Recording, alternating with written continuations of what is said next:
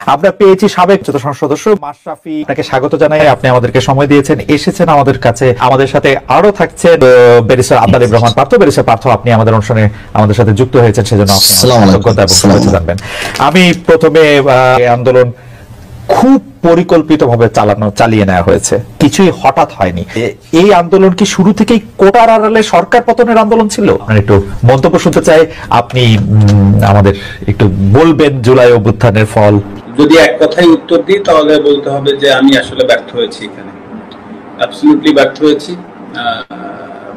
প্রথম যে জিনিসটা, আর দ্বিতীয় কথা হচ্ছে যে আমি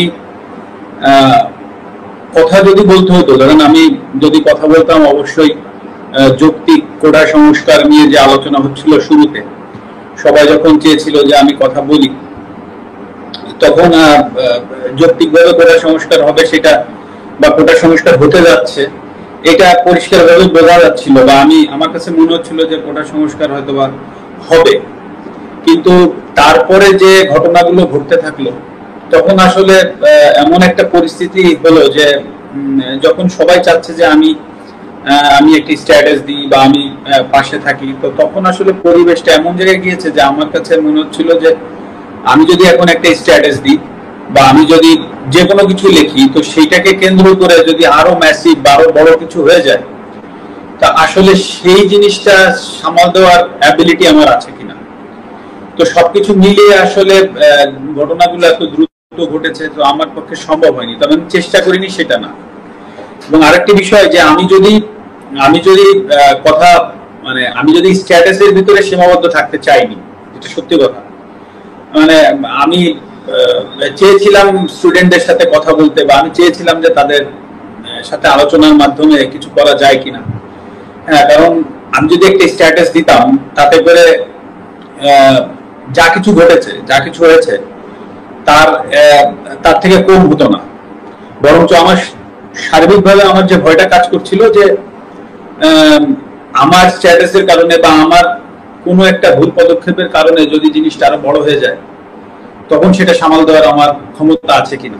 ক্রিকেটার হিসাবে যেটা আপনারা দেখেছেন সেটা হচ্ছে যে আমি খেলোয়াড় ছিলাম, খেলোয়াড় থেকে আমি ক্যাপ্টেন হয়েছি।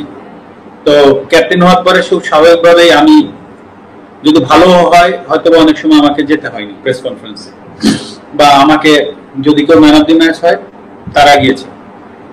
তো ম্যাচ যখন হেরেছি তখন আমি গিয়েছি, তো বা আমরা কোথায় কি ভুল করেছি বা যে দায়বদ্ধতা, সেগুলো আমাকে কাঁধে নিতে হয়েছে। এবং আপনি আমার যতগুলো প্রেস কনফারেন্স আছে সবগুলো ঘাটলে দেখবেন যে আমি সবগুলো দায়ী আমরা ব্যর্থ হয়েছি, বা আমি ব্যর্থ হয়েছি, বা আমার লিডারশিপটা জায়গায় থাকতে পারিনি, এটা। কিন্তু এটা তো একটা রাজনৈতিক জায়গা, প্রথম বিষয়। দ্বিতীয় বিষয় হচ্ছে এটা জাতীয় বিষয় হয়ে গিয়েছে। আবার এই আমি আমার দলের ক্যাপ্টেনও না, আমি আমার দলের অধিনায়কও না, আমি আমার দলের সহ অধিনায়ক।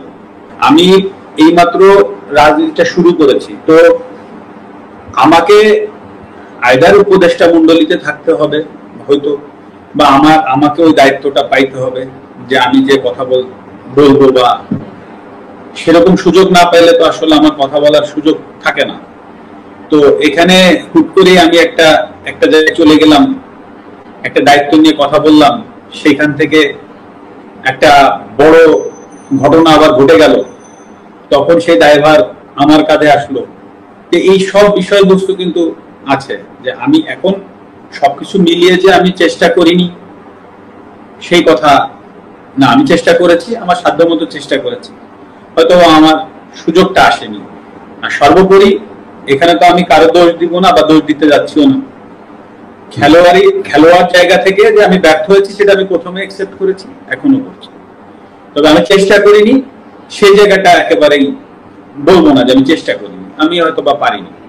আমি নড়াইলের মানুষকে, যারা আমাকে সংসদে পাঠিয়েছে, আমি কালকে তাদেরকে কি প্রশ্নের উত্তর দিতাম যে আমরা আপনাকে অনেক আশা করে এখানে পাঠিয়েছিলাম যে নড়াইলকে আপনি একটা জায়গায় পৌঁছে দিবেন, আমি তাদেরকে কি প্রশ্নের উত্তর দিতাম?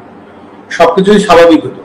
তো আমার জায়গা থেকে আসলে যে জিনিসটা করার দরকার ছিল, যেটা আমার কাছে সবসময় মনে হয়েছে পুরো আন্দোলনের ভেতরে, ওইখান থেকে দাঁড়িয়ে আমার কাছে মনে হয়েছে একটা স্ট্যাটাস দিলে সবকিছু সমাধান হয়ে যেত, সেটা না, আমি আরো বড় পরিসরে কিছু করতে পারতাম কিনা, এবং সেটা স্টুডেন্টদের কাছে যে তারা হয়তো বা নাও আসতে পারতো, সেটা তাদের ব্যাপার ছিল।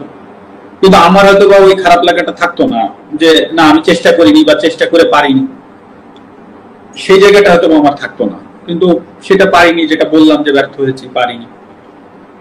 আপনাকে আমি বলতে পারি যে আমার মেয়ে সে ইনস্টাগ্রাম ইউজ করে, আমার ইনস্টাগ্রাম থাকলেও আমি ফলোয়ার না। তো সে 17 তারিখ থেকে তার ইনস্টাগ্রামে সে অনেক কথা স্টুডেন্টদের পক্ষে লিখে গিয়েছে, বলেছে। তো আমি তো ইনস্টাগ্রাম ফলোয়ার না, তো আমাকে আমার ছোট ভাই বললো যে হুমায়রা বোধহয় স্ট্যাটাস দিচ্ছে, মানে আমার মেয়ে। তো তখন আমি আমার মেয়েকে জিজ্ঞেস করলাম যে তুমি কি স্টুডেন্টদের পক্ষে আন্দোলনে স্ট্যাটাস দিচ্ছ? তো আমাকে বললো হ্যাঁ আমি দিচ্ছি, তোমার কোনো প্রবলেম আছে কিনা? তা আমি বলেছি না, আমার কোনো প্রবলেম নাই। এবং আমি ওকে এটাও বলেছিলাম যে তোমার স্কুল থেকে যদি আন্দোলনে যাই, মেক শিওর যে তুমি তাদের সাথে থেকো। মানে এই কথাটা বলার কারণ ছিল এটাই যে আসলে তার কাছে যেন কখনো মনে না হয় যে আমার পদের জন্য বা আমার চেয়ারের জন্য আমি তাকে ওখানে আটকায় রাখছি। এই জিনিসটা যেন কখনো তার মনে না হয়। এবং এত ঘটনার ভেতর দিয়ে অন্তত ওইটুক জায়গায় আমার অবস্থান আছে আমার মেয়ের কাছে যে না, আমার বাবা আমাকে আটকায়নি। আর একটা কথা বলি এর ভেতরে অল্প একটু, যেটা হচ্ছে আজকে কোটা আন্দোলনের যে স্টুডেন্টরা আছে বা যে সমন্বয়কের ভেতরে একজন ক্রীড়া মন্ত্রণালয়ের উপদেষ্টা মহোদয় জনাব আসিফ সাহেব যিনি হয়েছেন, আপনি দেখবেন উনি কিন্তু খেলাধুলা নিয়ে এখন থেকে উনি কাজ করবেন, বাংলাদেশের সার্বিক খেলাধুলার বিষয়গুলো নিয়ে কাজ করবেন। এখন যদি আল্লাহ না করুক কালকে একটা প্রবলেম হয়, আল্লাহ না করুক যদি কোনো একটা খেলাধুলায় কোনো জায়গায় প্রবলেম হয়, উনি কিন্তু প্রধান উপদেষ্টা মহোদয় ডক্টর ইউনূস স্যারের কাছে যাবেন, বা সিনিয়র উপদেষ্টা মহোদয় যারা আছেন উনাদের সাথে আলোচনা করে এসেই কিন্তু উনাকে স্টেটমেন্ট দিতে হবে। It's very simple. কারণ উনি একটা দায়িত্বশীল জায়গায় আছেন।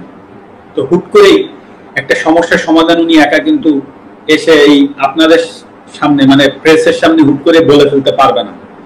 তো দায়িত্বশীল জায়গাগুলো কিন্তু অনেক কিছু চিন্তা করে কথা বলতে হয়।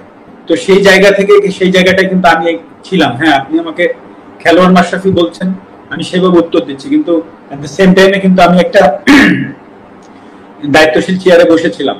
তো হুট করে আমি কিন্তু ফ্রন্টে এসে একটা কথা বলে দিলাম, আর তাই নিয়ে একটা বিশাল আরো বড় কিছু হয়ে গেল। সেটার ট্যাকেল দেওয়ার ক্ষমতা আদৌ আমার আছে কিনা, বা বর্তমানে যারা কাজ করবেন তাদেরও কিন্তু এই জিনিসগুলো ভেবেচিন্তে কাজ করতে হবে। তো এটা কিন্তু ভেরি সিম্পল ব্যাপার। তো আমি যেটা বলতে চাচ্ছি যে হ্যাঁ আমি ব্যর্থ হয়েছি, কিন্তু আসলে আমারও তো সীমাবদ্ধতা আছে বা ছিল, এটাও কিন্তু সত্য কথা।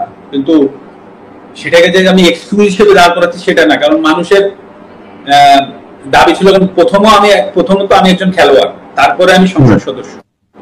আমি খেলোয়াড় থেকে আমার পরিচয় মাশরাফি না হলে আমি অবশ্যই ওই সংসদ সদস্যে আমার যে ডাক নাম ছিল, আমার নড়াইলের মানুষ চিন্ত কৌশিক নামে, সেই নামে আমি নিশ্চয়ই সংসদ সদস্য হইতে পারতাম না।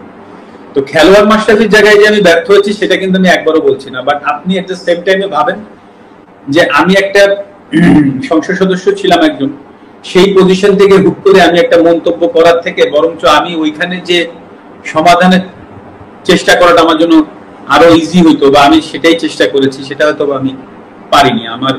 সেটাই আমার ব্যর্থতা।